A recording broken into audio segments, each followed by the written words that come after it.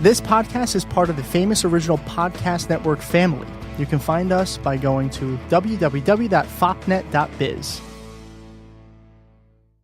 All over. It contains strong language, strong opinions, and strong beers. It is not meant for children or for those who think they are children. You know who you are.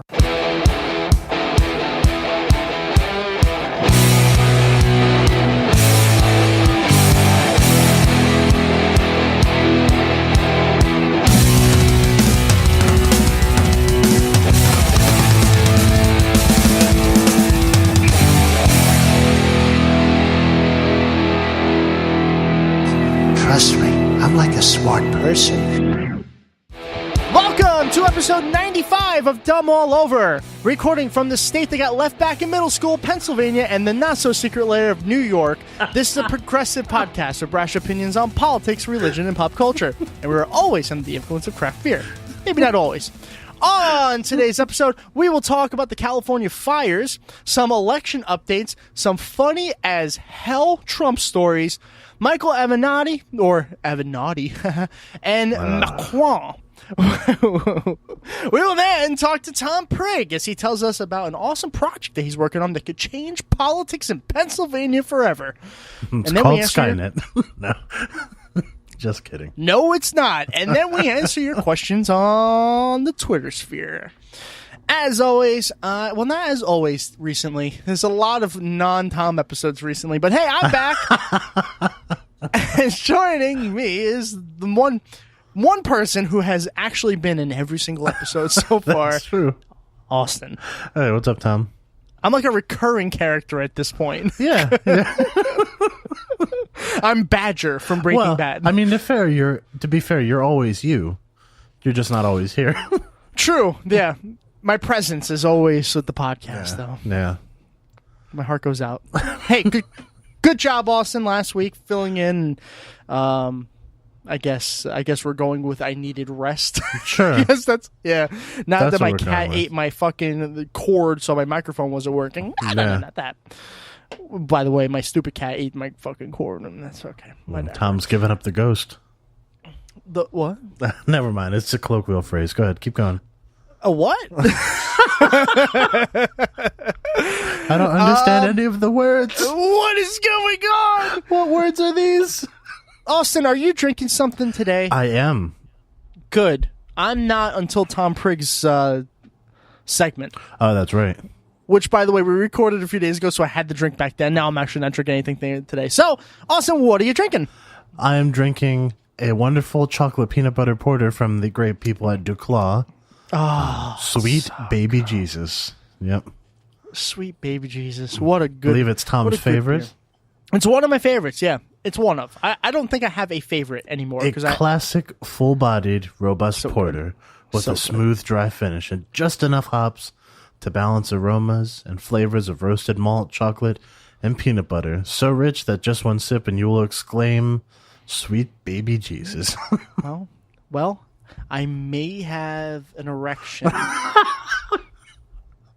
Well, you should really be worried if you're not sure. Which is really well. There's that. Now I'll tell you this: I finally introduced the podcast to my good friend Christian, who's probably going to be listening to this episode. No, not Christian Cinema. That's Kirsten Cinema. That's right. He is a craft beer snob, and I've mentioned Sweet Baby Jesus to him, and he does not like it. He doesn't like anything that's mainstream, for the most part. Oh, that's mainstream. But he does have really good taste in craft beer, though, for a good reason. But hey, Christian, shout out. I think that's what I wanted to do. Yeah. Okay. Okay. I'm on my second energy drink of the day. So I'm a little bit wired in a way that I'm not used to be. Okay. Pretty sure my heart is racing at like 200 beats a second. I know. I like how you tried to replace alcohol with energy drinks. Do you think that's better somehow? It is. Yeah. I don't know. All I've seen is that, like drinks in moderation help you relax and actually are good for you.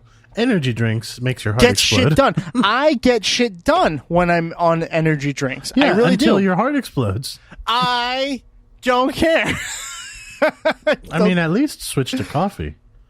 I had coffee as Coffee. well. Oh, my God. Somebody call the cardiologist.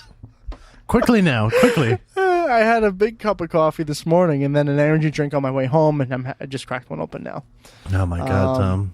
Yeah, I know it's a little bit much, but...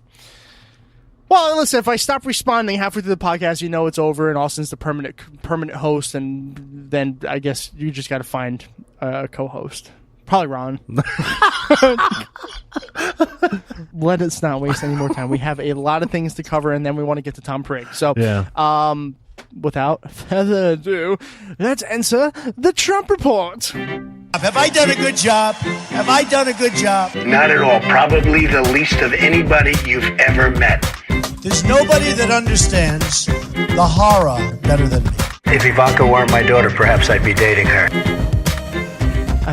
I'm not sure what accent that was. Yeah, I was going to say, that definitely threw me for a loop. Yeah. But it made it more pleasant hearing it. Yeah. I don't know why. Did it? Really? Yeah, maybe not. All right, well, let's start with the biggest of Trump news, and this is actually not Trump-related at all. It's about a California wildfire.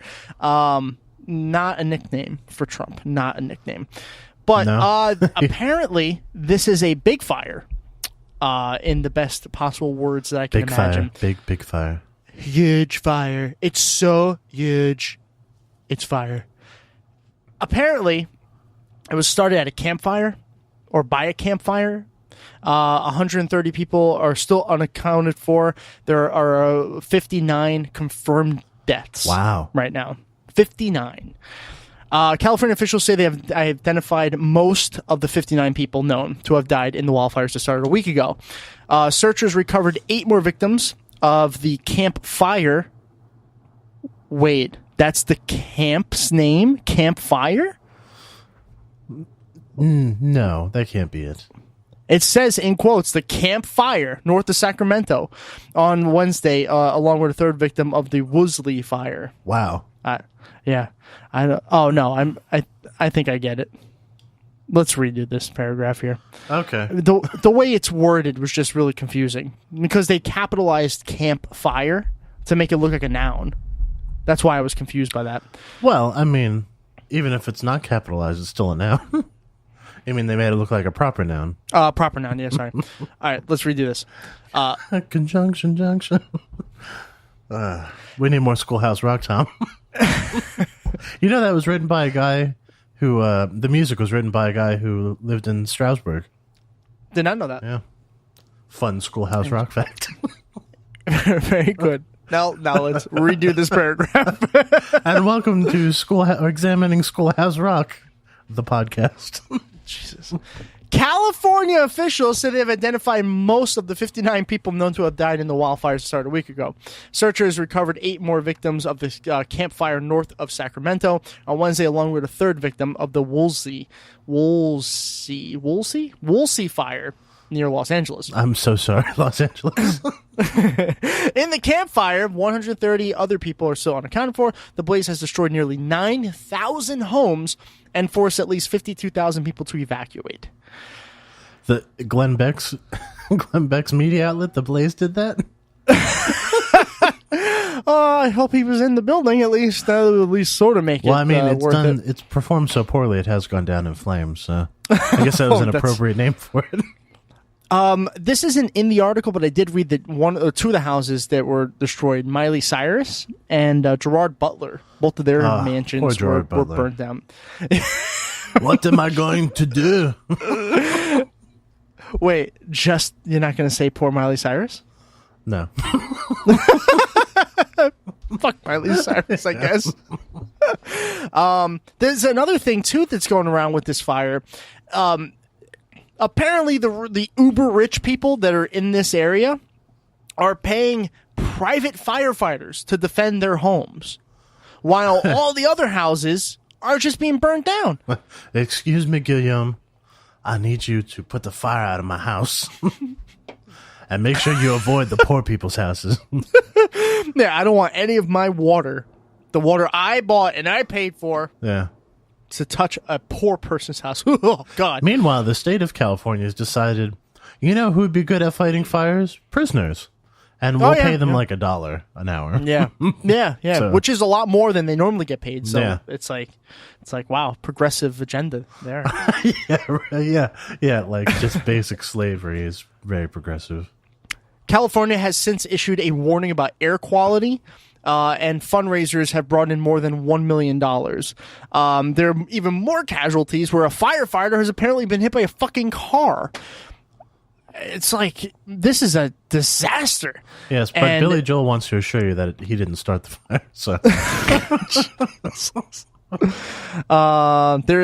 there's a lot of pictures. I'm just scrolling through as we're talking about this, and there are some really scary and sad pictures. The blaze. I know, it looks like the apocalypse out there. Yeah, it really does. It really does. Look, this wouldn't have happened if it weren't for California's poor management of unknowable natural disasters. Stupid California. What were they thinking? Not managing the fire. They didn't know what happened.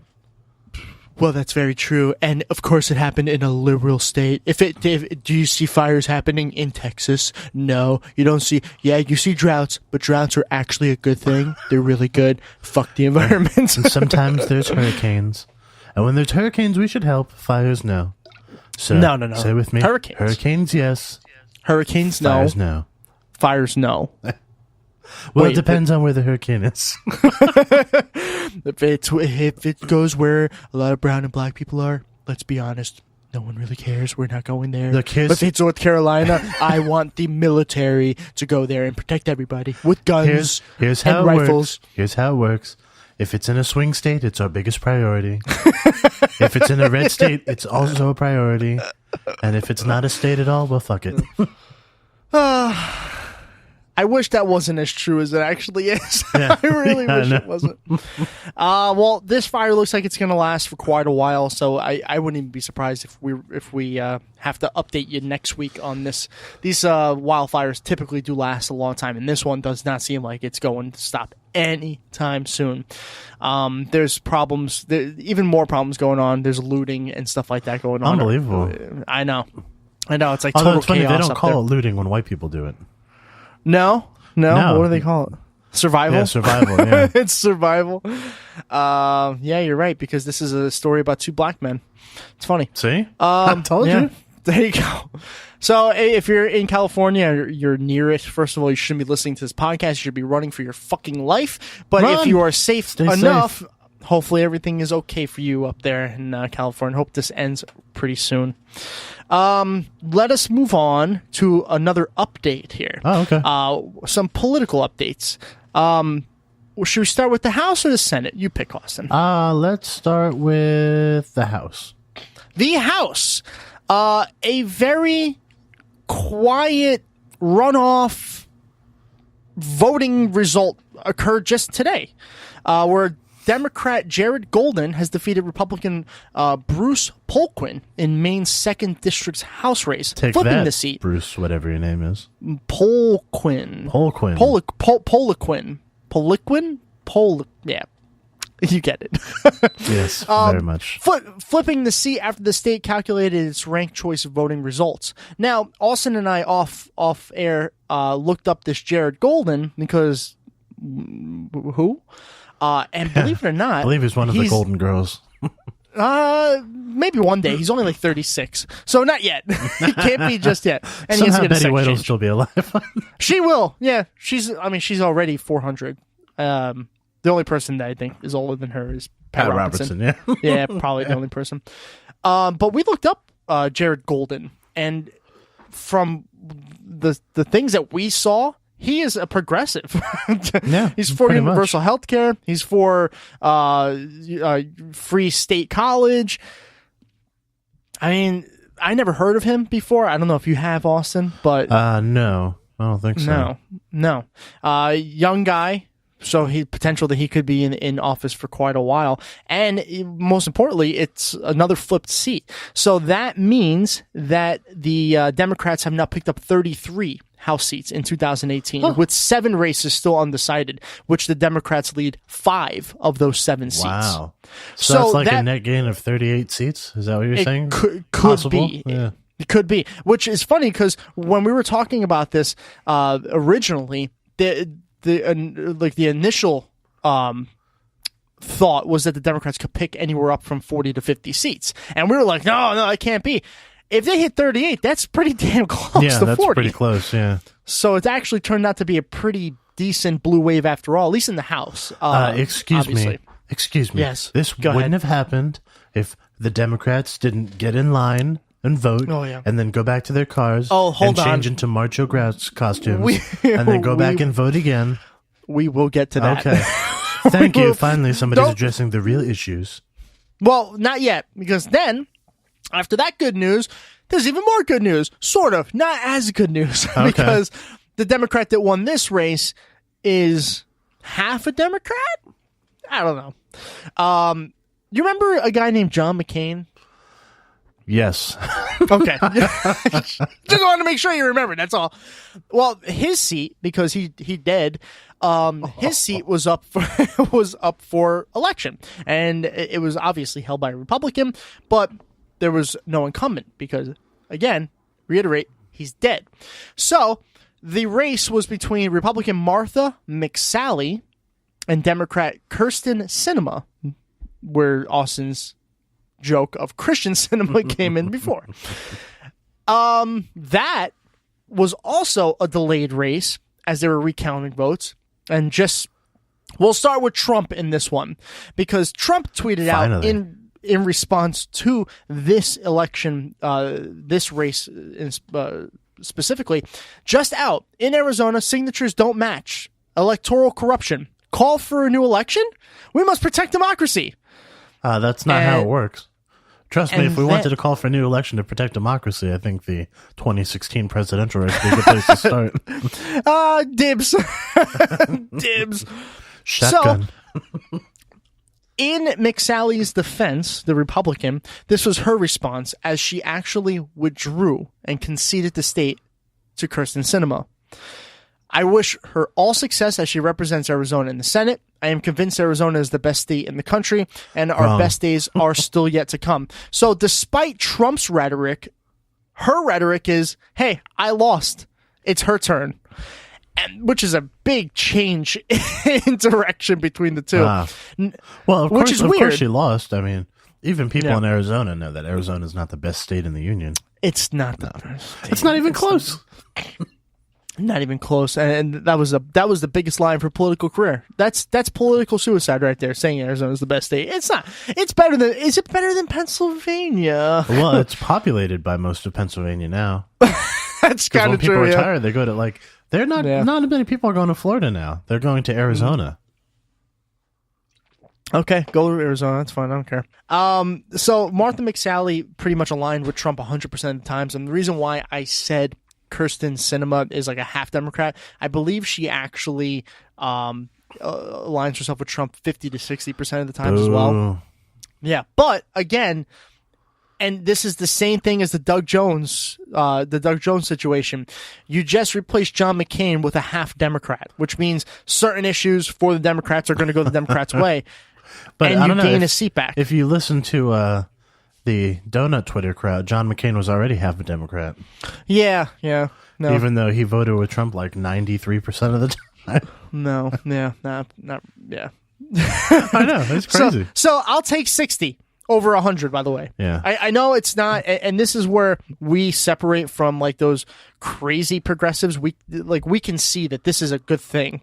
There are still so many progressives on my now I'm questioning getting rid of my Facebook account, my second Facebook account, because the progressives are more fucking annoying, because they're like, oh no, they should both not win. Like, what? How could they both not win? That's not how politics works, you dumb fucks. Yeah, it's true. Anyway, so Sinema is going to be going to the Senate. It helps the Democrats a little bit if that's the case. It doesn't matter.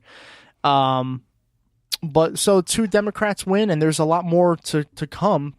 I think you covered Florida a little bit last week. Florida's still up in the air. Florida is still up in the air. We don't know what's going to happen. I personally don't think it's going to flip. I just don't think history aligns with that. I think the times that the recounts have happened. I was going to say, we know what happens in Florida when they have a recount. Yeah. So I'm not Daddy, looking for... could you win the election for me? I mean, maybe it will happen, but I'm no longer holding my breath for stuff like that because it's just not going to happen. Florida, where wings take dream. Oh, George Bush. And if you don't know where that's from, just Google Bushisms and have a good fucking time. We had a good laugh the other day. We did. They're just so funny. And we even changed our Twitter profile. That's our catchphrase now. It is. Where wings take dream. Let's get into a couple really funny Trump stories here, Austin. A couple that you actually brought up, but we'll start with the conspiracy theory. So Trump went on to Twitter, my favorite place. What a conspiracy theory! My favorite thing to do now that they've banned Alex Jones. That Democratic voters were voting, then going back to their car, Bruce Wayne up, change outfits, and go back and vote. Yeah. Excuse me, I'd like to vote. Batman? President Donald Trump made accusations of voter fraud on Wednesday. Ooh, bum, bum, bum, without providing any evidence to back up his claims. When people get in line that have absolutely no right to vote and they go around in circles, Trump told the Daily Caller, sometimes they go to their car, put on a different hat, put on a different shirt, come in and vote again. What? Nobody takes anything. It's really a disgrace what's going on. And people aren't going to recognize them if all they do is put on a different shirt. Hey, like, weren't you the one wearing that purple shirt before? This is yellow. This doesn't make any sense. I could just see like Trump doing that, walking in, and the guy looks at him and says, you look really familiar. He's like, wrong. I didn't have a mustache last time I came in here. I mean, excuse me, year. I'm here to vote for the greatest president in the world, Donald J. Trump. Excuse me, sir, this is the midterms. The president isn't up for election. Wrong. Well, I'd like to write him in. Of course, Twitter is having a fucking ball with this. They're posting a bunch of memes of characters changing outfits and claiming, Kermit the Frog. Kermit the Frog just changed his outfit. He's committing voting fraud. Yeah. One of my favorites is Jordan Peterson. Oh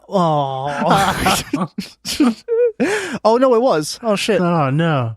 No, Jordan Peterson, you can't vote. You're Canadian, like Ted Cruz. One of my favorites is this. There's these two obvious like children, and they're in these gigantic adult-sized costumes of these Amish people with these big beards and a hat. And they're just standing like, and it says, "Excuse me, sir. I'd like to vote." Yeah, it says, "Please, sir, we would like to vote Democrat." Please, sir, can I vote some more? It's so good. And if you think that's enough, let's find out exactly what Donald Trump thinks about buying cereal. Finally, we're going to talk about the things I think. This is an exact quote from the President of the United States of America, voted in 2016 with less than the votes than his opponent, but still won. Quote: "If you buy a box of cereal, you have to have a voter ID." What? Okay, so a couple things stand out here. Apparently, Trump has never bought cereal. That stands out. What? He's so distant from modern society. He probably has never gone to a grocery store. That's what that means to me. Yeah. Is he's probably never actually gone to a grocery store. Excuse me, we have an issue here on aisle 5. Aisle 5. I need to call the manager. Hold on. This young lady is trying to buy Cheerios, but she does not have her ID. What am I supposed to do?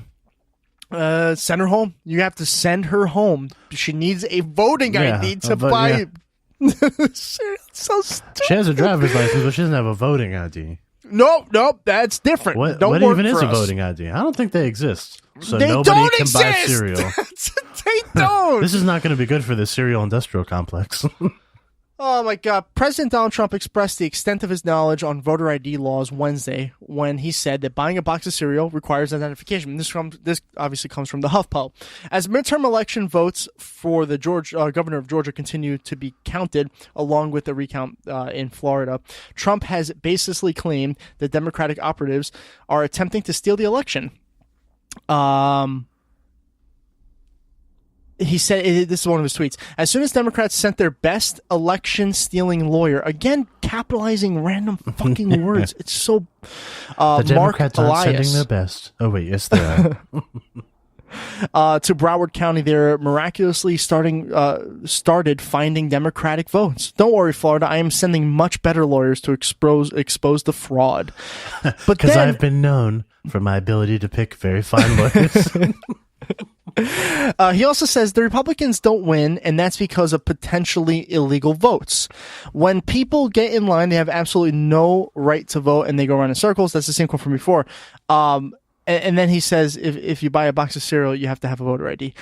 It's just shocking to me that either he just came up with it to try to make a point that is now he's just obviously going to be made fun of for forever and ever and ever and ever and ever and ever.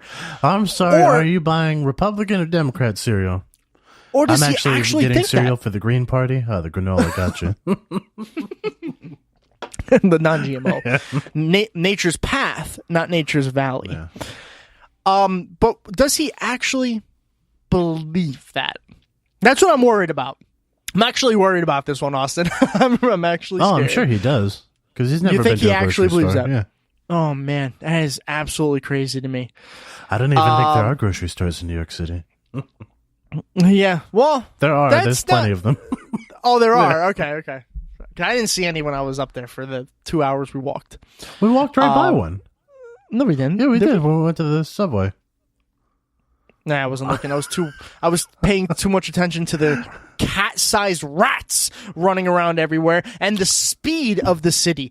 Which, by the way, for a country bumpkin like myself, holy shit, that city is so fast. Yeah, we don't fuck around here. Like, even the subway was going 75,000 miles an hour. Well, how the hell else are we supposed to get from uptown to midtown in like 20 minutes? I mean, at that rate, you might as well just hop into a jet because that was fucking wasn't fast. going that fast. Oh my god, felt like it.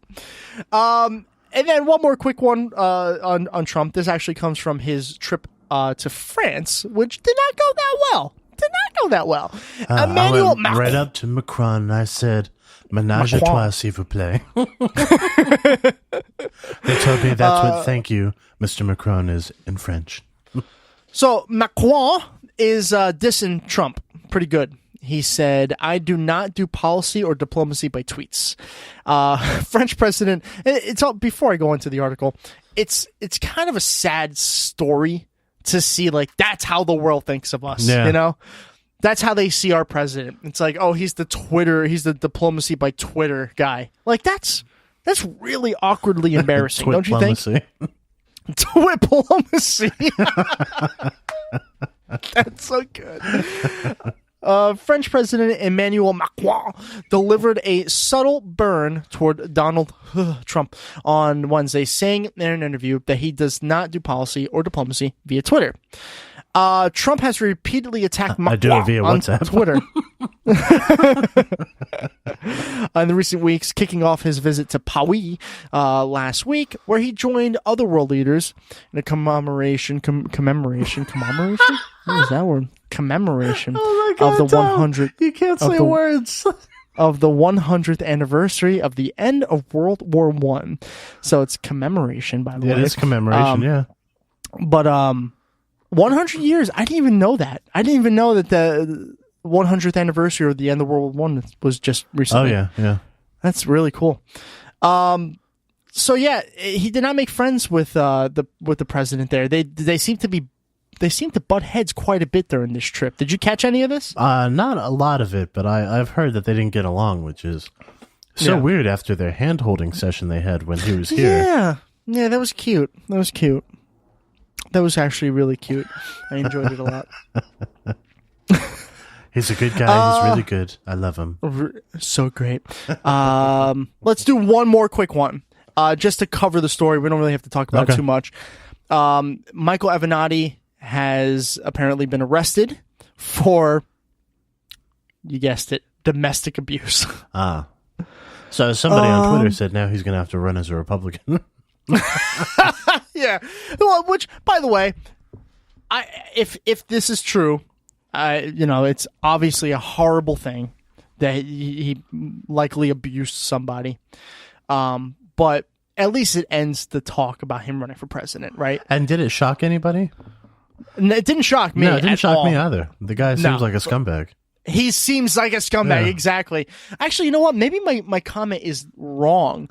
Maybe it doesn't end the talks for election in 2020. Maybe he just got elected president by doing this. We need scumbag v scumbag. Yeah. Oh my god. If it goes down to Avenatti versus Trump, I might actually literally move. Like, I'm not joking anymore. Yeah, we'll move to Jeremy Corbyn's UK. Yeah, well, by then it'll be fully his control. Avenatti was arrested Wednesday in LA on a charge of felony domestic violence for an alleged incident on Tuesday involving an unidentified woman. The woman has been granted an emergency protective order, and Avenatti was later released on a $50,000 bail. He denies all the charges and told reporters he has never struck a woman and will never strike a woman. Now, of course, and it's always going to be like this, the center left or the center was Twitter. obviously going straight to his defense because he leans left. He needs a defense lawyer. Not really. Yeah. I mean, he just hates Donald Trump, and they hate Donald Trump, and that's apparently enough for them. I guess so. But if he did this, which he probably did, and let's be honest, he probably did. Yeah. He deserves the same kind of treatment that anyone else does. Anyone else does. Yeah, Democrats. So yeah. So don't fucking go defending this guy just because he doesn't like Donald Trump. Tom. Yes, this is stupid. Also, we shouldn't be talking about Michael Avenatti. We should be talking about Alexandria Ocasio-Cortez. She's going to the Capitol and politely demanding that Nancy Pelosi actually listen to her for once. 2 days in, and she's already causing trouble. I love it. I love every second of it. It's funny because, well, first of all, I have to say, centrist Twitter, really, you should stop talking about a young Latina woman. You should just stopped it right there and said you just stop talking. Yeah, but you should not be saying things like she needs to be quiet and know her role. like to say that to a young woman of color, like that is fucked up. Yep. Yeah, she needs to silence herself. But you know what's crazy though? She doesn't care. No, she doesn't give two fucks. And she will never. And that's one of the strengths that we noticed when we interviewed her. Oh yeah, way back in the day. She is incredibly strong. Yeah. So any of that, she's not even gonna fucking care. Yeah. She's in Congress, and the cool thing is, she's probably gonna be in Congress for a long time. So I have to give my personal and heartfelt thanks to the 14th District of New York. You guys are awesome. I love this city. Yeah, we're sending people like AOC to Congress. Come on. Listen. I like Pennsylvania a little bit more after the midterms. A little bit more. Oh, because they redrew their racist maps? Yeah, and they went very strong toward one side. Although, let's not us talk about this. Let's go, let's take a break, and when we come back, we'll have Tom Prigg on. Oh, good Our idea. good old friend Tom Prigg, and we'll let him discuss exactly what's going on in Pennsylvania and the country, and we'll hear about his plan, which we're going to do live next. We didn't actually pre-record it or anything like that. So totally happening right now. Yep, we are professionals.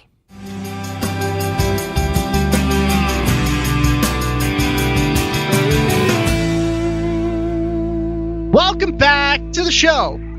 Joining us now is one of our good friends from the great state of Pennsylvania, making it 2 versus 1. 2 Pennsylvanians versus 1 crappy New Yorker. Tom Prigg. Hey, Tom, how are you doing? Good. How are you guys? Fantastic. Absolutely fantastic. Thank you once again for joining us. I think it's your, I want to say third or fourth time?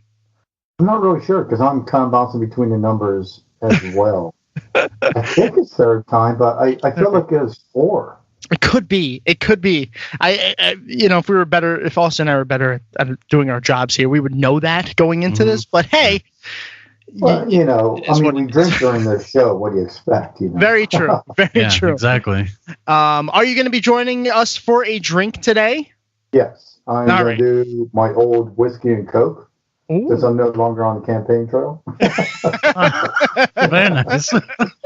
my Pennsylvania, Southwestern PA roots come out. Okay. What kind of whiskey? That's the important question here. Devil's Cut Jim Beam. Ooh, okay. That's perfect. Perfect drink. Austin, what do you got for yourself? Well, today I'm going to have this Avion Espresso Tequila in my latte. My iced latte. Yeah. Wow. New York really has changed it. Actually, no, Wow. it has not. I had lattes when I was in Pennsylvania. They just weren't as good. No, you didn't. You're a liar. That's good though. I'll be joining you gentlemen for a drink today. I know I stopped drinking for a little bit, but it's a special occasion. Our friend Tom is back on, so I have to do this. I am just closer to Tom there in the drink. I'm actually having a rum and Coke, my old go-to drink. I had some rum in the cabinet and some Coke. Who introduced you to that drink? I want to say it's some Benedict Arnold who now lives in New York City. We started out with beer a while back. Shit has gotten worse, Tom. Every day. That was before they put kids in cages. Now we need the hard liquor. Yeah. And they justify it. Yeah. You have to. The moral majority. Exactly. Yeah. God. Sticking with politics for 2 straight years. Well, I mean, for all three of us, it's longer than that. But doing the show week in and week out for 2 years in a row, it hardens you. It's crazy. Support a pedophile in Alabama? Sure. Lock kids in cages? Sure. We're the moral majority. We go to church. Where did Jesus do that? Yeah, I don't know. It depends on if he's Catholic or not. Oh yeah. Can't forget the Catholics in Pennsylvania. Yeah. No, there's no history with Catholics in Pennsylvania. So now that I think about it, Tom, a lot really has happened since the last time we talked. Let's start off with something mild before we get into any more of that. So we haven't actually spoken since the campaign times of Tom Prigg. So tell us what life has been like after the campaign. Have you noticed any differences in your everyday life, or has everything literally just gone back to the way it was? That's pretty tough. I'm doing a lot. So I took 2 weeks off. Literally just 2 weeks, and then I started door knocking for other candidates. Oh wow! Supporting them like at parades and stuff like that, and going to banquets. Because I was, for 2 weeks I needed to decompress. Sure.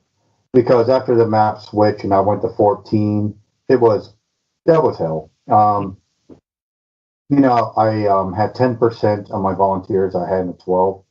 I could only run for 1 month.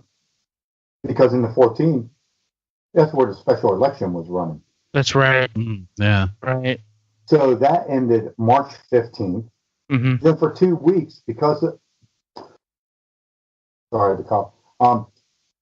2 weeks, because of that special election, everyone was wiped out. Mm-hmm. They got their congressman elected, and I say in quotes because he was only going to represent till November, and then he's in a new district. So is that Connor Lamb that you're talking about? Yes. Okay. Connor Lamb, that was PA 18. Okay. But after the maps redrew, it would become the 14th. Okay. And the 14th encompasses Washington County, where I grew up.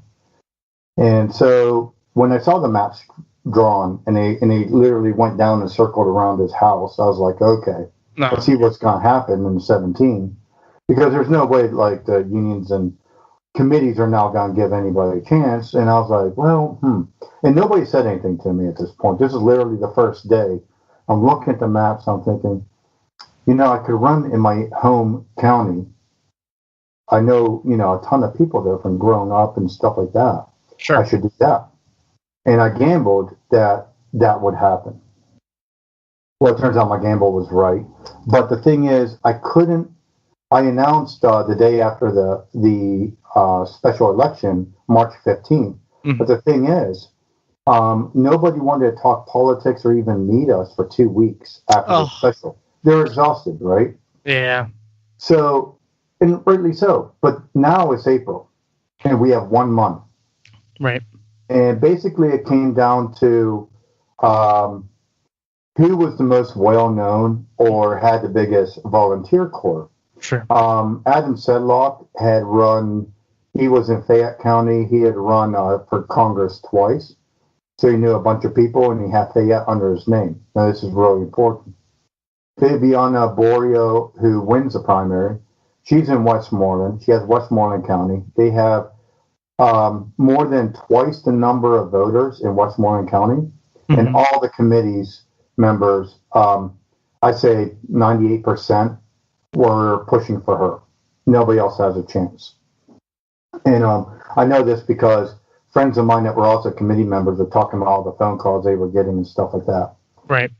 Now, my paperwork, even though I moved back to Washington County, and I changed my declaration of candidacy to that address. They put Allegheny under my name. Oh, really? Yes. So 2 of us had Allegheny. Well, Bob Solomon was still living in Allegheny County. Oh, jeez. So I moved back home. Yeah. So the media, nearly every single article talks about me being a carpetbagger. And I'm like, I grew up in southwestern PA. I grew up in Washington. I've lived my entire life, except for my military service, in southwestern PA, and I couldn't get them off of it. WESA, NPR was the first ones to do it. Then after that, I had to call every time and say, listen, I moved for this election. I'd appreciate if you'd fix it. And so going in, it was pretty rough for a month. Wow. I didn't realize that was even happening. Oh, yeah. It was, the only reason it was still worth it is because I got to meet so many more people. Right. I got to meet so many more local governments. I got to meet so many new committees, so many different groups. Now that's worth its weight in gold. It really is. And that made it worth it. But as far as a campaign, I said, forget it. And, took my experiences with me and worry about next time. So it's that actually leads right into my next question, and you just kind of alluded to it by saying next time. Do you plan on running again in the future? At this moment, we are planning on doing it again, but it'll be in about 5 years. Okay. And there's a couple of reasons for that.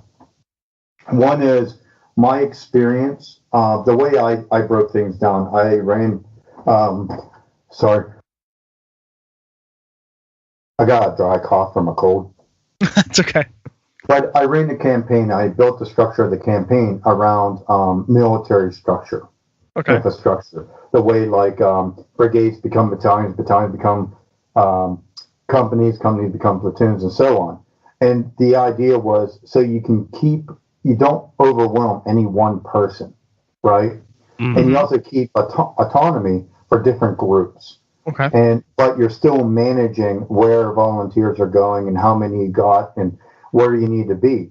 I have this brilliant woman, and I say have because she's helping me on this next phase that we're doing, where she was able to create heat maps over the different voting elections. So we looked at 2008, which was Democrats win everything, presidency, Congress, and Senate. So we're like, okay, what did the voting look like when you put a heat map over a Google map? And then we said, 2010, we lose Congress, and we lose pretty heavily everywhere. Sure. So what switched, right? Where are the places that switched? Then we said, 2012, we lose the Senate as well. 2016, we don't get anything back. So what we looked at is comparing by subtracting with 2008, we said, the ones that were blue that are now red are potentially flippable. So this, not only do we got hit where blue is, but we got hit where purple is. Right. And purple is our main concentration. So then we would plan on making sure that we linked up with the different, I call them special interest groups, because it could be veteran groups, it could be unions, it could be environmentalists, it could be healthcare groups, somebody. Get those groups, because once you speak in front of a group, not only do they talk, but you also get volunteers. Volunteers within the area know the people. So that was my philosophy about how to create something going viral when you're not a billionaire. In the 12, it worked great. If the maps never redrew, we'd be really talking about two different things. Okay. And that was the philosophy going in. Where we did the purple and did that, or the area that we were able to hit groups and volunteers, we won overwhelmingly. Oh, okay. The problem was, I still, in a month, I still ended up with 6,000 votes. I think the winner got 14,000, and she had literally all the committees in a very voter-dense county working for her. So we're talking hundreds of people versus my 15 to 17 people. Right. I'm using this volunteers working with this group mentality, this grouping, right? So it is a multiplier, and it does work very efficiently and very well. It seems like it. Yeah, and what we're doing now is we're building a framework, and we're giving it away. And I'm giving a presentation next month. Do you want me to keep talking? Or do you want more interaction? No. Please, absolutely. This is you. So I'm giving a presentation next month on basically the skeleton. And then my field director, is on board, and she's going to do the heat maps and stuff, and we're going to analyze some of 2018 to demonstrate some of the things we can do. That's awesome. I got some other things, planned.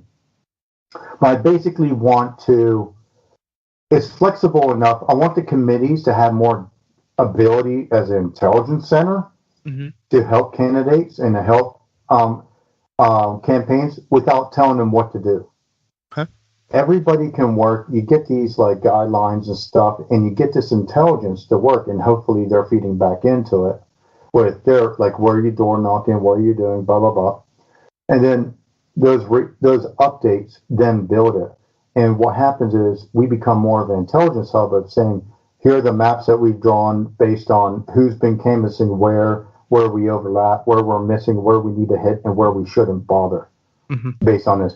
I want to figure out how early you should be door knocking, because right now it's only based on tradition, not any kind of scientific measure. How many volunteers you need for what kind of seat. I want to know doors knocking versus actual human interaction. And this isn't recorded very well. I hope to change that, because human interaction is what matters. Absolutely. So I think in 2020, I got a lot of people very interested in this. I may be on a panel for one of the counties talking about these ideas. Okay. I'm presenting to my committee that I sit on now. So I think that's the future. That's what I got to work on, and I'm hoping to have it up and running it by 2020. Okay. Listen, hey, if there's anything to it, Alexandria Ocasio-Cortez, who was on our show, and she pulled off that once in a lifetime kind of upset in New York City. She said, and she stood by it until today, that the reason why she became so popular and got all those votes is she went door to door. She went to every single door. They've done little videos all over the internet about how she just goes door to door and talks to people. Instead of leaving a message, she wants to actually talk to them. So human interaction is huge, and it obviously worked in the case that you just gave us. And plus, you got 6,000 votes, and you said your winner, the winner of your district, got 14,000, and you only had really a month to do all this. So it's weird to say this, but congratulations. We were obviously pulling for you, and it's good to see that you're still involved and planning on running again. Yeah, and I didn't even know the votes until literally Saturday night. We were out with friends, and they asked me how many votes did you get. I said I never looked.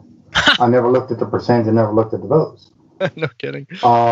As soon as I found out that Allegheny was under my name, I said, well, I'm dead. Yeah.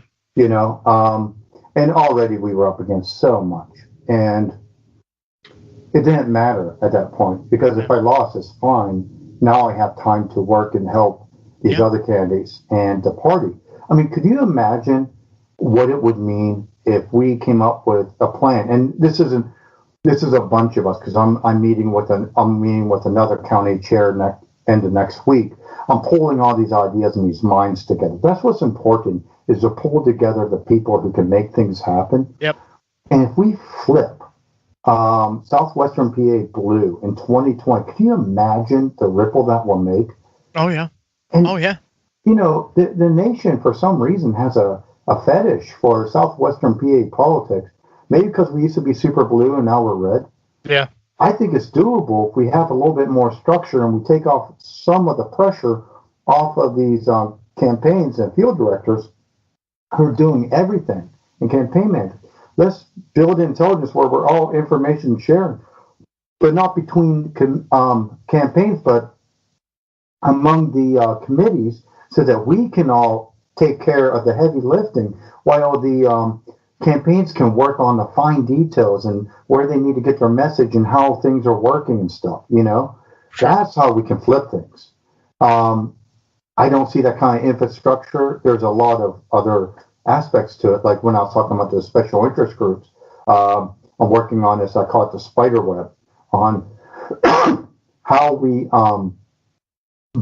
create a communications and points of contact within the special interest groups, not only for the campaigns and know exactly what groups are available and who to contact to get in front of them, but also pulling volunteers from them, even if they're a nonprofit where they're not allowed to be partisan. At least we can figure out a way of making an awareness so that volunteers from the group can help. Sure. Right. And this is what's going to flip it. This is what's going to change. And I think that's where you start. All this get money out of politics. You know what you do? Get money out of politics. You make it irrelevant. What does money buy? It buys exposure. What does exposure buy? It buys name recognition, right? The more times you hear something, the more likely you're to believe it. The more people believe something, the more likely you're to believe it. That's what money buys, with exposure. What if we create exposure with infrastructure and strategy? At the end of the day, that's what this is. And that's how we take over things. That's how we start flipping things. And guess what? If we can do it without money, and anybody with a good message that people like can now win, we just made money irrelevant, and it doesn't matter how much you raise. And guess what? No one likes raising money. It is hard to do. It takes hours. You have to do at least 4 hours a day of raising money. Nobody wants to do it. You want to get money out of politics, you make it irrelevant. Right. That's what this does in the end. That's a good idea, and it's. I think it will work. I just hope that you can convince everyone else that it's going to be able to work, because it just seems like it seems like a no-brainer. But if I've learned anything from being around politics pretty much my entire life, is that decisions that are no-brainers in this country tend to get looked over. So I'm worried, but are you confident that you can talk them into it? Yes, because I'm not just going to talk. What I'm going to do is I'm building a team to construct things as we go. So, for instance, when I talked about, I had to get my field director on board. She's a brilliant woman. She's the one who can take the data and build these heat maps, and give me the idea to actually see what the field looks like. And her and I go over the field, and we start seeing these details.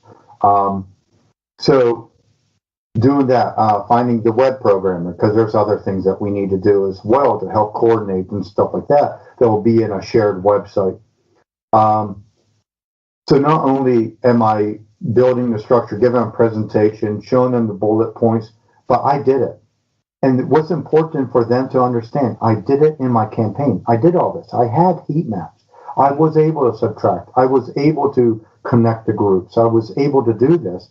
Now what I'm doing is I'm just taking my plan and giving it and scaling it up for these committees. Nothing I've said, even though it sounds sci-fi-ish, with, like 3D maps and stuff like that, I actually did it though. Mm-hmm. And I have a woman that can build this. In fact, she's doing it now, adding on to our presentation, because what we did is we met every week for a campaign for a year and a half. And we gave a presentation to the team. This is what it looks like. Because not everybody sees in, graphical data, right? So I think as long as, and what I also do is I pick and choose the most motivated people that are willing to work.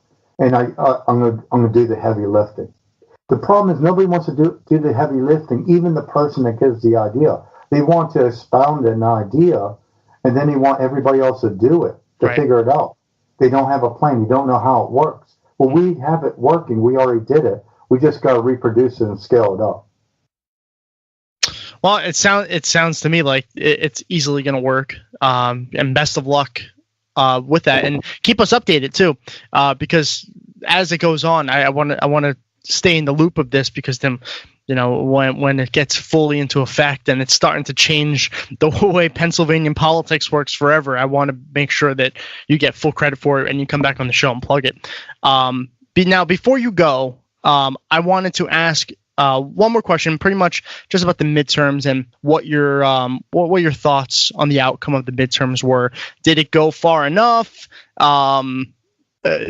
What's the future look like for Washington and Trump and all that? In a brief summary, what were the midterms like for you? It didn't go far enough. I think one of the reasons I thought the infrastructure idea would really hit home is because people aren't really sure what happened below the congressional level. And a lot of congressional races were lost in southwestern PA. Mm-hmm. And people are wondering where the blue wave was. And they're doing that around the country, to be honest. I mean, only congressional races, I guess, and governors, ships really won, but a lot of the state level around the country struggled. So the question is why, and can you overcome it? Now everyone says gerrymandering, and I think gerrymandering is a big part of it. But I think maybe to get around the gerrymandering, we need to be a bit more organized. Am I happy? Yeah. I think Trump is now going to have his hands cuffed. I don't know what it means. I don't know how hard they're going to go after Trump, but at least Trump is going to be muted now. He's not going to be able to cause a lot of damage now. I'm not so worried that we're going to go to war now. I can see any kind of brakes being put on if he does anything crazy economically. I'm more interested in watching what the progressives do. Mm-hmm. What's going to happen with the Nancy Pelosi liberal side versus the progressive side. Mm-hmm. And that I'm really curious about. But yeah, I feel pretty good about it. What do you guys think? Go ahead, Austin. I had a fairly similar feeling. I was very glad that the Democrats took back the House, because that, definitely alleviated a lot of anxiety. Not all of it, unfortunately, but a lot of it. And the governorships did well. Yeah, the state level wasn't great, and the Senate was always seemed like a tough bet, even though Tom kept saying that. I was hopeful. I was hopeful, but I tried not to look at statistics because they all proved me wrong. So something that's interesting, and I know it's like I'm plugging this. You should be. Stuff. You should be. The Senate, congressional races are won in rural districts, right? They're heavily concentrated in rural areas, rural voters that tend to be more left. The Senates are more, because they're full state and things like that, are more based on, I'm sorry, I meant other way around. The Senate is based on rural votes. The congressional votes, the House is more suburban votes. Sure. So you can see that it's easier for Democrats to flip the House and the Senate. And what I wonder is it not? I wonder if they go hand in hand, state with Senate all the time. If you want to flip the Senate, you're also flipping the state. And maybe there's two ways of thinking it. Maybe if you try to think of big Senate pushes, you should be thinking about concentrating on pockets of these state races to make it easier, more manageable, and that bubbles up to the Senate overall on the ticket. Mm-hmm. Yeah, but, that makes sense. But if you keep losing state, that's a reflection that you're going to, or an indicator that you're going to keep losing Senate. And as a strategy, if I was breaking it down on how I attack it, I say, okay, we need, if I was in the DNC, maybe we need to help these counties and these other committees win these state races. And that will help us concentrate flipping voters in those areas. And that also mates to the Senate. That's a good point. That's a fantastic point. Do you think that the Democratic leadership that's in control right now can do or will do something like that? Focus on state level. Do you think they're smart enough to realize that? I think in Pennsylvania, that's what they're doing. Okay. I don't know that they're going to help state. I think the goal was, and this is based on maps, on things I saw when they redrew the maps. Mm-hmm. I said, okay, they're setting up a Senate race in 2022. Okay. I was like, okay, this is what's happening. Mm-hmm. And, but I don't know if tactically they're realizing, I shouldn't say realize because I don't know if that's true, but I don't know if they're looking at, if we start helping the counties get more organized and flip these state seats, House and Senate, it will actually, mean it will flip the big Senate.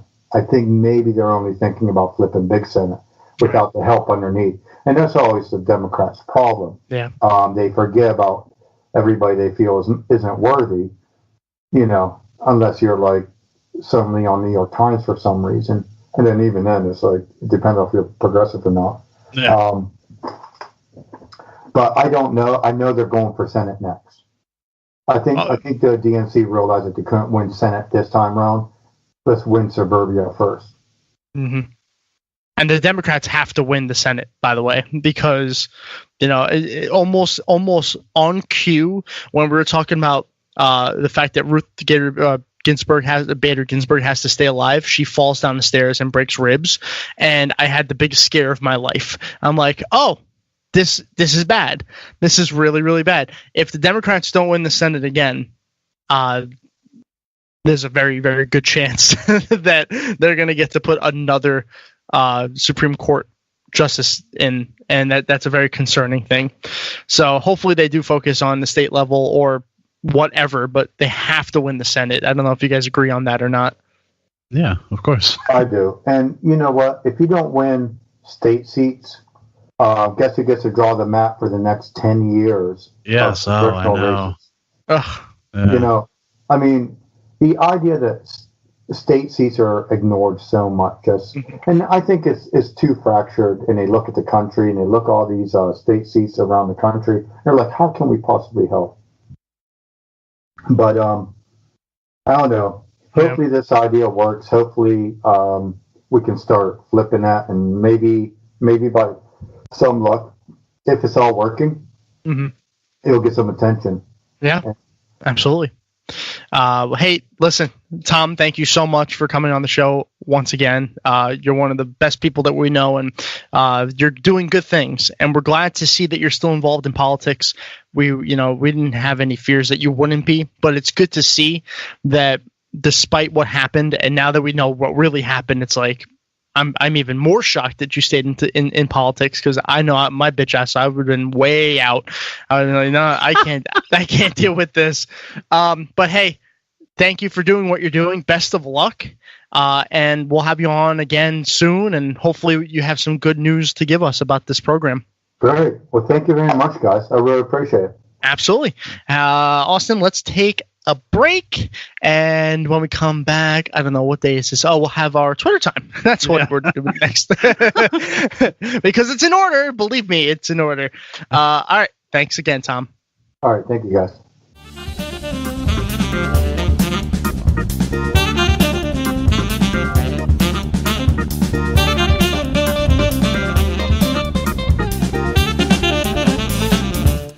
Welcome back to the Dowcast. Oh, no.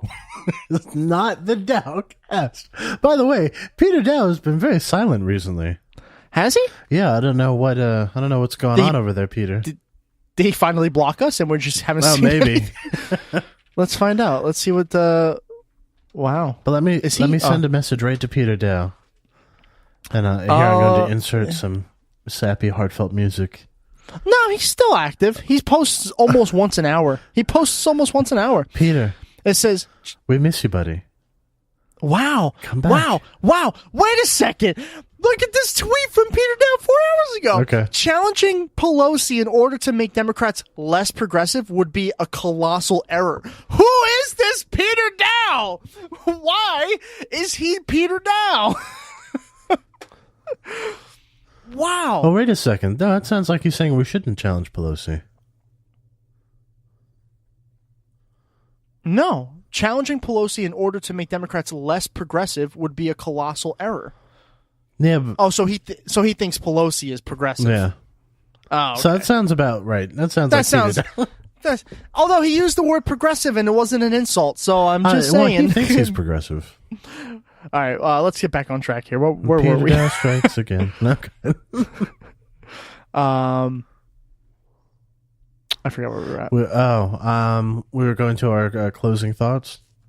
No, we weren't. No, no, we weren't.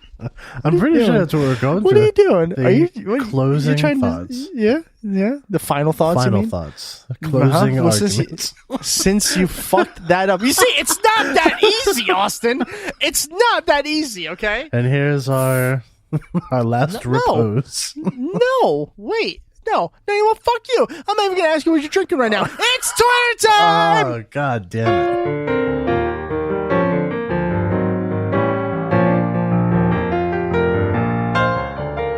You did almost that as bad to as the yourself. Dowcast. You did that to yourself. It could have gone differently, Austin. It could have gone differently. No, good enough. You're right. It was going to happen regardless. Yeah. All right, let's start off with the poll. I asked you on the Twitter at DumbleOverPod, which do you use, Apple or Android? Trying to settle the debate between who has. You thought that was going to settle it? Yeah, okay. But then it did. Oh, okay. It did. Yeah. Austin, what do you use, Apple or Android? I use Apple. Yeah. I use Apple as well for my phone, at least. Yeah. Apple did end up winning. It wasn't as 63% to 37. Wow. You know what? I really thought it was gonna be more explosive. People really just seem to like Apple. Yeah, I guess that's all I got from that is people like Apple. Well, it just works. And if you voted for Android, why? Can I ask you why? Because I've used my friends' phones and they have Android. It's so confusing. It's so like extra. Like you're not cool.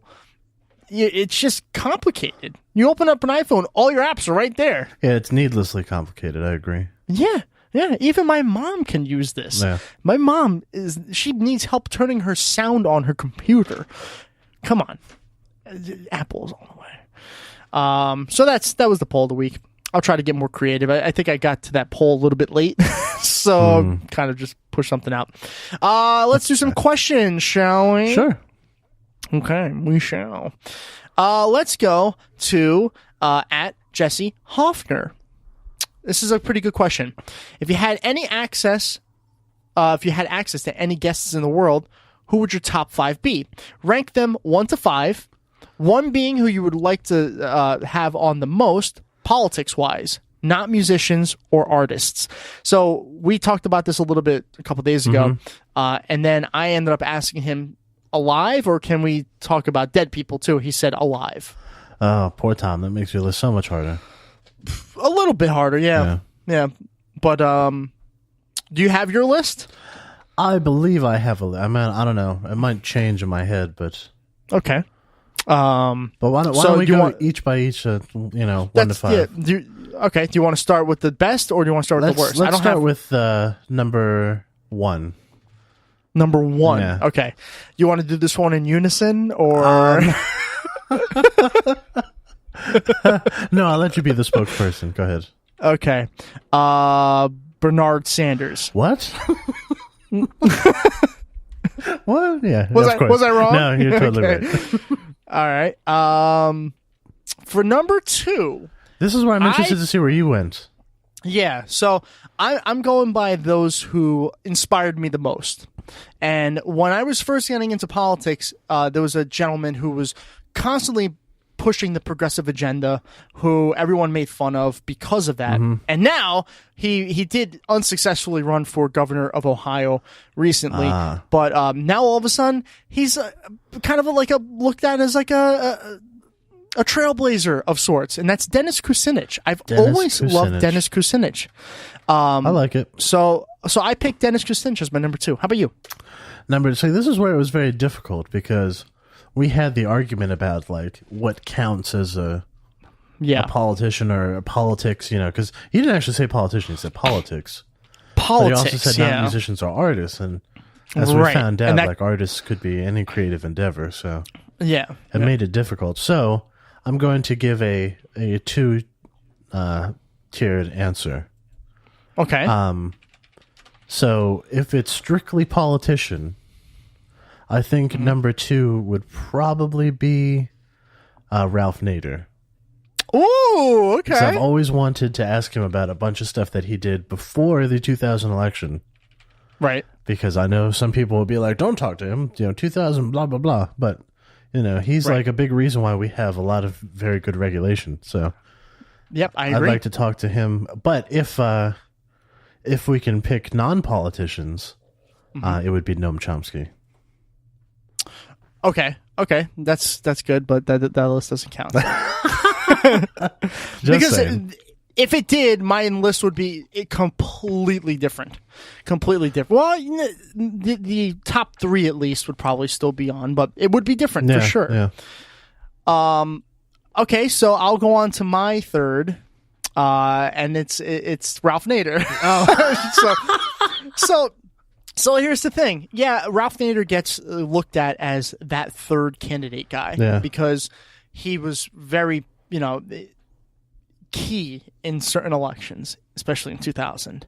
Now, for that, he probably cost us quite a bit.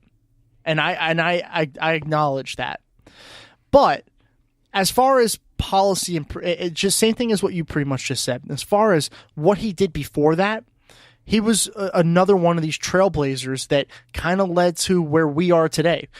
These progressive ideas he's been pushing for in a quieter way, I guess. Not as loud as Bernie Sanders or even as weird as Dennis Kucinich. Yeah. But Ralph Nader's right in that bunch, and I've always admired that. I admired the fact that he was running third party and getting quite a bit more attention than third party candidates these days. Yeah. Because his ideas were and still are good.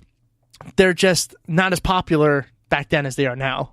Like if Nader ran again now with the popularity he had back in the 90s, he would be a formidable opponent, I think. I think you're right. Yeah, I think you're right. So who's your 3rd? Oh, See, this is where it gets so difficult.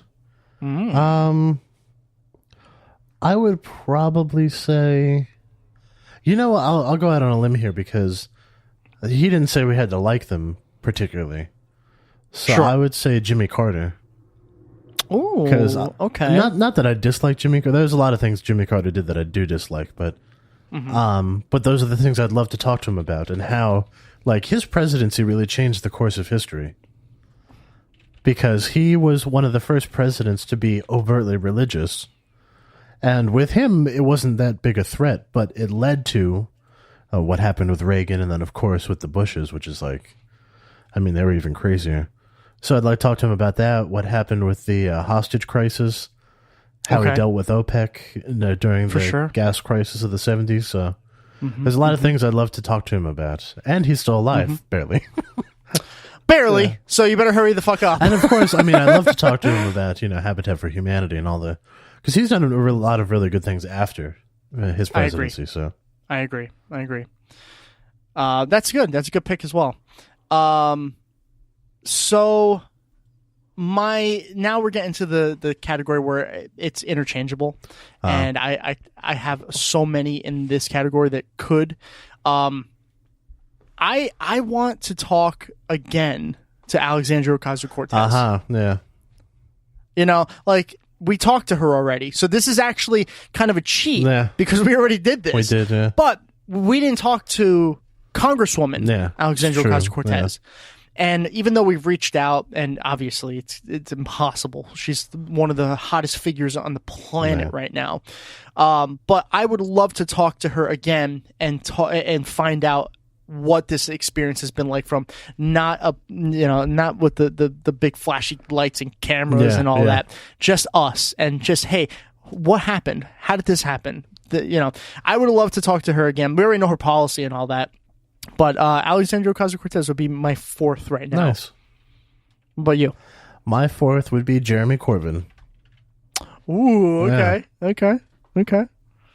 Because is there a specific reason? Because it's Jeremy Corbyn. Reason doesn't need to be. The man gives speeches at rallies that are big enough to be music festivals. I mean, come on. Well, my last is I think one of the strongest people in the world, and I love her, Nina Turner. Oh yeah, she'd be a great interview. I would fucking love to talk to her. She's so fiery. And she's not afraid to say what's on her mind ever.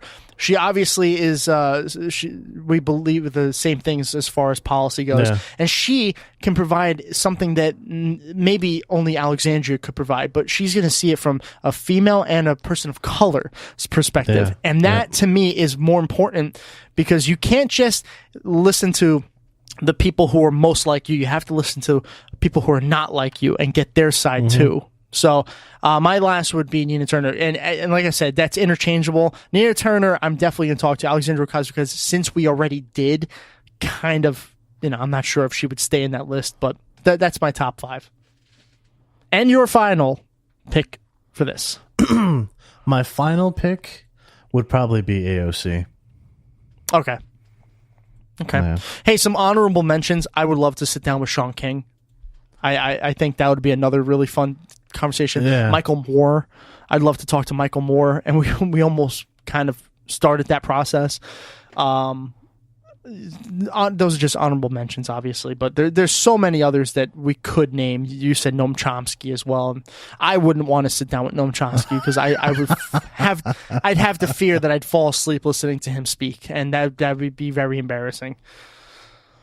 So there you go.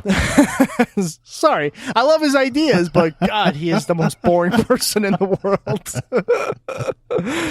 All right, let's move on. We have a couple more questions here. Let's move on to Dr. Ninja Monkey. Dan asked, what phrase would you use to secretly tell your co-host that you are being held hostage without giving it away to your captors? What secret phrase? I'm a princess. That's a good one. If you heard me say that willingly, know that I'm in trouble. Okay. Yeah.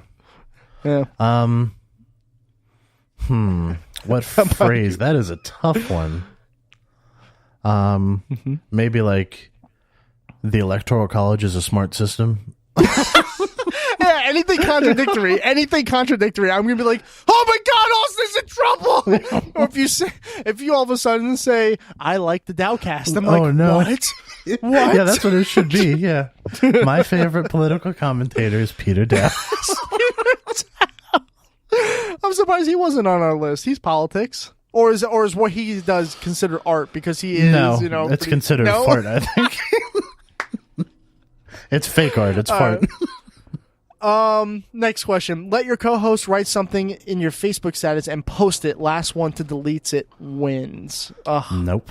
I mean, I don't care because I don't go on Facebook anyway. Do you want to do this or no? Let's not do this. Okay, fine. Sorry, Dan. I have like people I work with on Facebook. It's not people I work for on Facebook. I wouldn't have said anything too bad. I No, guess you no, would've. it would have been pretty bad. It would have been pretty bad. Not gonna happen. Is this actually a question? Oh, yeah, I guess this is, he even used the hashtag Tour Time. This is, comes from Wartrout89. Hey, Ron. Tom, have you been practicing your skill checks in Dead by Daylight so I won't have to help you fix generators the next time I play Killer? P.S. Why hasn't Austin joined us yet? The answer to that is no, I haven't been practicing, because I don't practice when I play video games. I play video games to have fun. So you're going to have to deal with it. Austin, why haven't you joined us in Dead by Daylight? What are you talking about? I join you all the time. I keep the chat room fun. He does in that way. Somebody's got to man the chat. Sure. And I don't know. You should join us for I just gameplay, think though. I'd be terrible at that game. Yeah, have you watch my gameplay? Are you I know. fucking I've seen kidding how me? bad you are, and I'm thinking I don't even know if I'd be that good. Oh man! All right, we have one more question, and I saved this one for last specifically because it's like an honorable mention at this point. Stan Lee, if you didn't know, has passed away. And I even know who Stan Lee is. And Shocking. And normally for the dumbest reason too. Listen, do we have to tell? No, we don't have. Please don't. Please don't tell them. I don't want to lose all the listeners. But I do know who Stan Lee is. But the question I'm actually gonna have to Google. So, Dr. Ninja Monkey Dan asks, with a sad face too, Stan Lee, and that's it. Favorite Marvel character. So quickly, Marvel. Oh my God, are you serious? Characters. Yeah, I have no idea. Oh my God. Okay, so Austin, who's your favorite Marvel character? Oh, Spider-Man. Oh, well, that's boring. Sorry. I even dressed up as Spider-Man twice for Halloween. Who should that was just last year. Magneto. Magneto. Okay. And he's a villain. Why would you want him? Because I'm evil. Well, I mean, obviously. Wait, She-Hulk? She-Hulk is a character? She-Hulk is a character, yep. I might just pick She-Hulk because of that. Mainly, to answer the question seriously, I love Iron Man. Yeah, I knew that was coming. So I'd probably say Iron Man. It's one of the few Not Captain series. Fuck Captain America. Iron Man's one of the few movie series where I've actually watched all of them because I actually thoroughly enjoy them. I think they're a lot of fun. Deadpool, and now that I see him on the list, I did really think Deadpool was fucking hilarious. Oh, it was a good one. Yeah.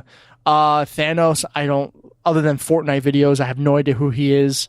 Oh my Juggernaut, gosh, you don't. Never heard Juggernaut. Oh my God. Quicksilver sounds like a chemistry lab, so I'm good. Quicksilver is one of the Fantastic Four, or is he? Let's see. Actually, Cable I don't remember looks, if he isn't. So don't quote me on that. Cable looks like a crossbreed of a Gears of War character and a Power Ranger, so no. Ant-Man, that's just stupid. Oh yeah, I remember it. He's Paul Rudd. Who cares? Like literally, who the fuck cares? Oh, it's pretty funny. The Ant-Man movies. Whatever. Groot. Oh, Groot's so adorable. Yeah, Groot. Yeah. It might be Groot. Iron Man or Groot. One of those Groot? two. I think Baby Groot's the more adorable character. Because like Groot is not. It's like Groot. By the way, that is was so cute. That was Vin Diesel's best role. Oh, I've never seen the movie. Well, it was his best role because they found the perfect dialogue for him, where he just says the same thing over and over. Oh, really? I didn't know that was even him. I've never seen the movie. I've just seen clips, and I love the clips of Groot. Or Groot. Yeah. Okay, so there's that, and I think that does all the questions. Yep, I think that's it. Thank you, question askers. Yes, thank you very much. Let's take our final break, and when we come back, we'll have the final thoughts. The closing arguments.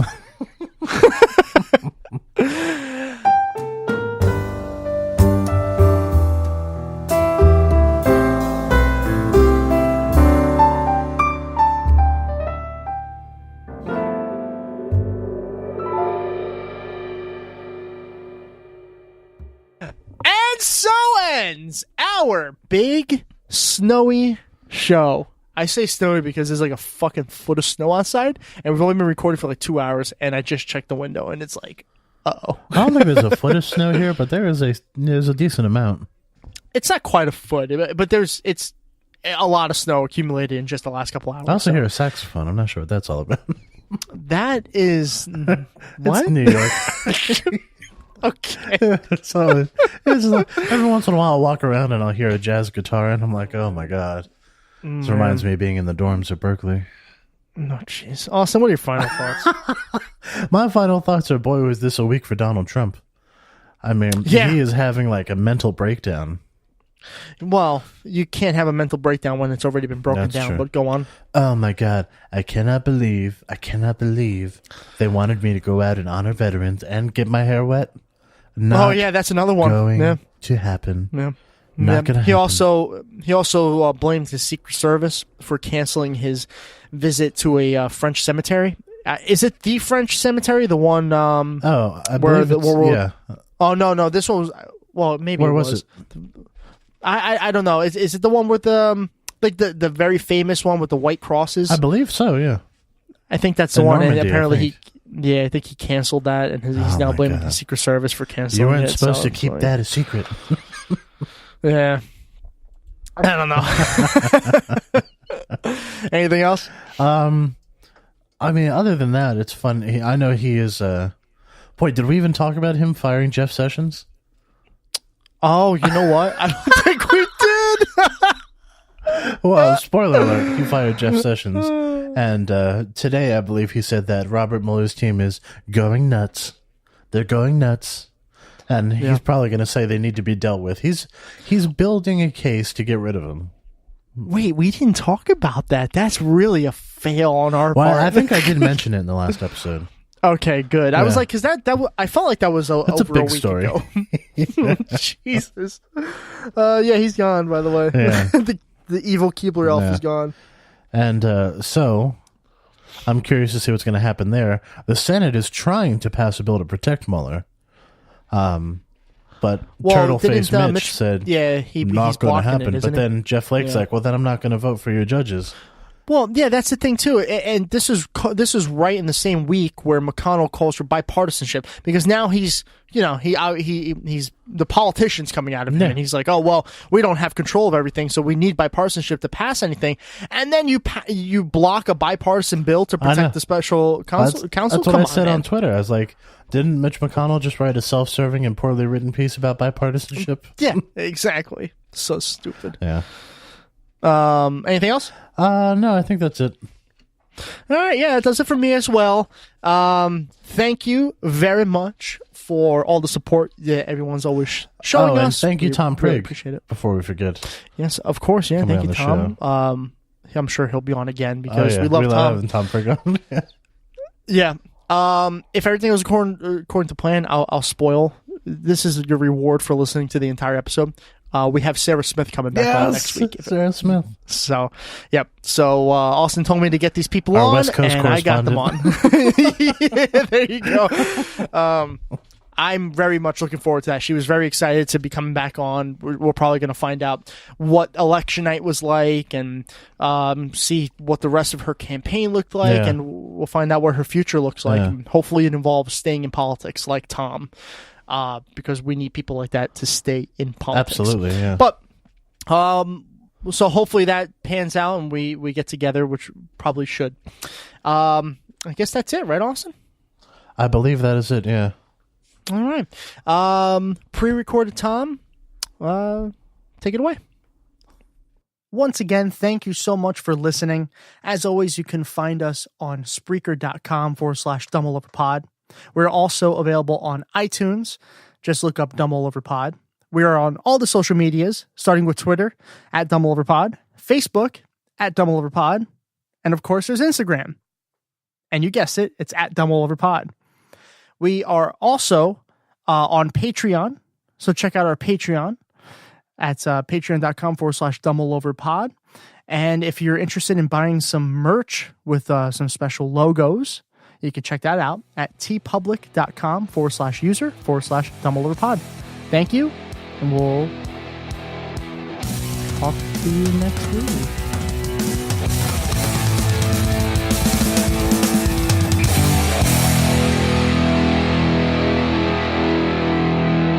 Trust me, I'm like a smart person.